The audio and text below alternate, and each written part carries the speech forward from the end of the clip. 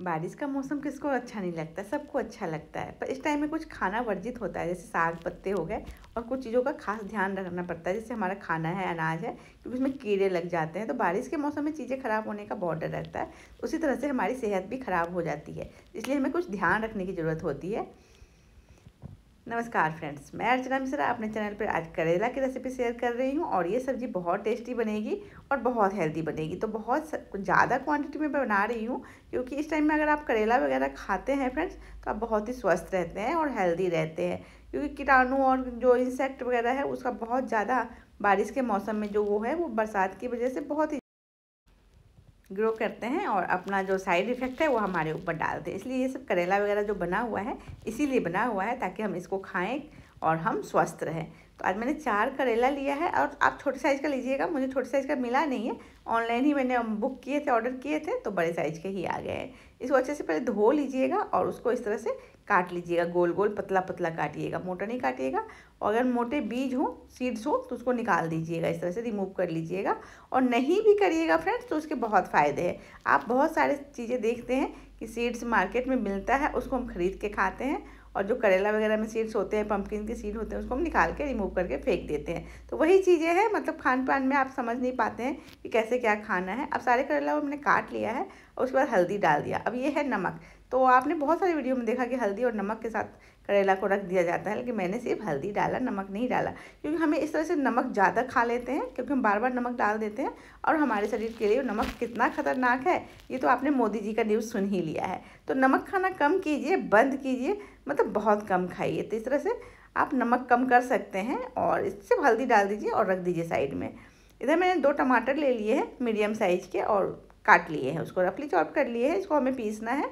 और लहसुन अदरक ले लिए हैं, तो सबको अभी हम रफली काट लेंगे। और इधर प्याज को भी काट लिया है, 2 प्याज भी ले लिए हैं, बड़े साइज़ का प्याज लिया है। अब एक पैन में मैं सरसों का तेल डालूंगी। सरसों का तेल आप देख सकते हैं फ्रेंड्स, कितना कम डाला है मैंने, बस इतना ही, 3 से 4 चम्मच ही सरसों का तेल आपको डालना है। और जो अदरक है, लहसुन है, हरी मिर्च है, इन सबको आपको रोस्ट कर लेना है।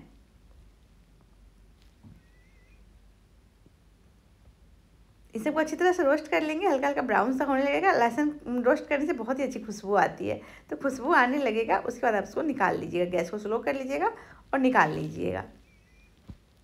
अब जो हमने करेला हल्दी लगा के रखे थे ना, उसका पानी निचोड़ने की कोई ज़रूरत नहीं है। मैंने कोई भी पानी नहीं निचोड़े, बस हल्दी लगा के रख दिए थे।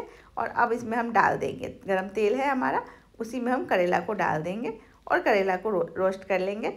तो बहुत सारे रेसिपी में ऐसे होते हैं कि आप करेला को बिल्कुल फ्राई कर लीजिए। तो अगर आप मेहमानों के लिए बना रहे हो, वैसे मेहमानों को करेला आप लोग नहीं खिलाना चाहेंगे, पर हमारे मेहमान बहुत शौक से करेला खाते हैं, तो तेल ज़्यादा डाल के फ्राई कर लीजिएगा। मैं कम तेल में ही उसको रोस्ट कर रही हूँ, गैस को मीडियम करके। और इधर जो हमने हरी मिर्च, लहसुन वगैरह रोस्ट किए थे ना, उसको हम पीस लेंगे। तो सारी चीज़ों को डाल दिया है, और उसके बाद उसमें मैंने डाल दिया है कोकोनट का जो पाउडर होता है ना, डेसिकेटेड नारियल जो होता है, वो डाल दिया है। अगर आपके पास नारियल का टुकड़ा हो तो उसको भी आप रोस्ट करने में ही डाल दीजिएगा और रोस्ट कर लीजिएगा। साथ में टमाटर डाल के भी हम उसको पीस लेंगे। इधर बीच बीच में टमाटर, इसको करेला को भी चलाते रहेंगे, नहीं तो करेला हमारा जल जाएगा। तो साथ साथ काम करना है, तो करेला को भी आपको छोड़ना नहीं है, चलाते रहना है। इधर हमारा मसाला पिस गया। अब जो ये हमारा प्याज है ना, उसको हम रफली चॉप करना था हमें, तो मैं जल्दी काम हो जाए इसलिए अपने हैंड ग्राइंडर से ही, मतलब इस तरह से चॉप कर लिए हैं चॉपर में। आप देख रहे हैं करेला को मैं बिल्कुल भी नहीं भूली हूँ। तो करेला को आपको नहीं भूलना है, उसको हल्का सा ब्राउन होने तक आपको रोस्ट करना है। और तेल कम होगा तो उसको भुनने में थोड़ा सा आपको ज़्यादा ध्यान रखना पड़ेगा, आपको उसको चलाते रहना पड़ेगा। तो इस तरह से करेला को रोस्ट कर लेना है। सारे करेला आपको हल्के हल्के से ब्राउन दिखने लगेंगे, बिल्कुल ब्राउन नहीं होगा, क्योंकि हमने तेल कम डाला है ना। और अब फिर से हम तेल डालेंगे, 2-3 चम्मच तेल डाला है। और ये देखिए, ये हैंकी में मैंने जो चना दाल होता है उसको धो के और इसमें रख दिए थे, ताकि इसका पानी बिल्कुल रिमूव हो जाए। तो तेल भी हम डालेंगे तो उड़े नहीं। तो यहाँ पे मैं एक टिप्स देना चाहूँगी कि जितने भी आप देखते होंगे सांभर वगैरह या चटनी वगैरह, तो जिसमें भी चना का दाल डलता है ना, तो आपने देखा होगा कि वो ऐसे ही चना का दाल डाल देते हैं। आपको पता है फ्रेंड्स कि दाल में कितना केमिकल होता है, और उस केमिकल को साथ ही आप दाल खा लेते हो। तो आपको दाल को धो लेना है और कपड़े में डैप डैप करके सुखा लेना है। अब सरसों तेल में ही हमने डाल दिया है 1 चम्मच जीरा, और राई जो होती है वो राई डाला है, और आधा चम्मच सौंफ डाला है, 2 लाल मिर्च डाला है। और सबको हल्का सा मतलब गोल्डन ब्राउन होने तक रोस्ट कर लिया, जैसे तड़का को भूनते हैं। फिर जो प्याज हमने क्रश करके रखे थे बारीक बारीक, उसको डाल देंगे और इसको अच्छे से भून लेंगे। जब प्याज के से पानी अच्छे से सूख जाएगा और इधर जो हमने चना दाल फ्राई कर लिए थे उसको भी मैं उसी मसाले में जो पहले हमने पीस के रखे थे उसी में डाल के थोड़े पानी के साथ फिर से चला लेंगे। आप चाहें तो लहसुन और जो अदरक को रोस्ट किया था साथ में ही चने दाल को भी कर सकते हैं, पर मैंने अलग से कर लिया है ताकि जो पानी वगैरह का थोड़ा तो वो उड़े नहीं, इसलिए मैंने उसको अलग से सूखने के लिए रखे थे, तो धोए थे तो इसलिए मैंने उसको बाद में किया है। अगर आप पहले से धो लेते हैं तो आप साथ में भी रोस्ट कर सकते हैं। अब जो मसाला हमने पीसा है तो उसको हम डाल देंगे और फिर मिक्सी के जार में थोड़ा सा पानी डाल के उसको डाल देंगे। अब नमक स्वादानुसार डाल दीजिएगा और लाल मिर्च, और कोशिश कीजिएगा कि अब मतलब नमक थोड़ा सा कम खाइए फ्रेंड्स। नमक ऑयल जो चीज़ें नहीं खानी है, जो चीज़ हमारे हेल्थ के लिए अच्छा नहीं होता है, तो खाने को स्वादिष्ट बनाइए पर नमक वगैरह जो चीज़ें हैं उनको कम कीजिए, ध्यान रखिए, क्योंकि हमारा जो हेल्थ है वो हमारा ही है, किसी और का नहीं है। तो इसको सबसे पहले हमें ही वर्क करना पड़ेगा अपने हेल्थ पे, उसके बाद ही जाके कोई और करेगा।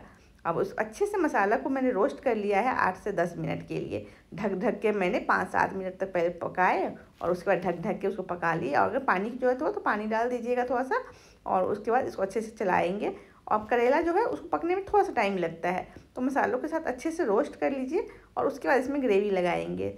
तो मसाले हमारे पहले भी भुने हुए थे, तो इस तरह से मसाले आपके बहुत अच्छे से रोस्ट हो जाएंगे और कलर भी चेंज हो जाएगा और सब्ज़ी का जो टेक्सचर है वो देखने में इतना अच्छा लाजवाब लगने लगेगा कि आपको मन करेगा अभी फटाफट से रोटी बनाऊं और फटाफट से खा लूं। तो इस तरह से रोटी बनाइएगा, और रोटी के साथ तो बहुत ही अच्छा लगता है, दाल चावल के साथ भी अच्छा लगता है।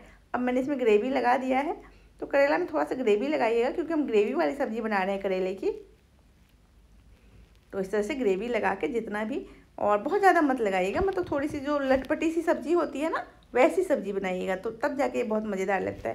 नहीं तो ग्रेवी जब आप डालेंगे ज़्यादा तो फिर कड़वाहट हो जाएगी। तो ग्रेवी वाली रस्से वाली सब्ज़ी आपको नहीं बनानी है, मतलब लटपटी सी सब्ज़ी आपको बनानी है। अब पानी डाल के इसको पका लेंगे, तो इसको ढक देंगे और कुक होने तक, जब तक करेला पक जाए अच्छी तरह से, करेला पक जाए और चेक कर लीजिएगा करेला पक गया है आपका। उसके बाद आप इसमें 1 चम्मच भर के अमचूर डाल दीजिएगा। करेले के साथ खट्टा बहुत अच्छा जाता है, तो आप 1 चम्मच भर के अमचूर डाल दीजिएगा। और उसके बाद भुना हुआ जीरा डाला है मैंने आधा चम्मच।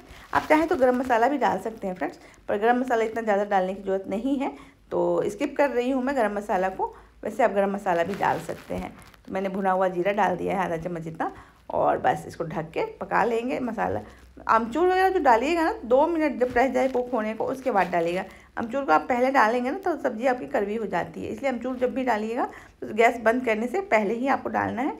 और उसके बाद बस इस तरह से पैन को मैंने क्लीन कर लिया है, कि यूट्यूबर्स का यही काम होता है, खाना बनाया और क्लीन करके दिखाया। अब कैसे हो सकता है, छींटे तो उड़ते ही हैं जब खाना बनता है फ्रेंड्स, पर मैंने देखा कि हाँ सारे लोग क्लीन कर देते हैं, तो मैंने कहा चलो आपको दिखा दूँ और मैं इसको आपको दिखाऊँ कि ये चीज़ें होती है। और इस तरह से देख सकते हैं सब्ज़ी का कलर।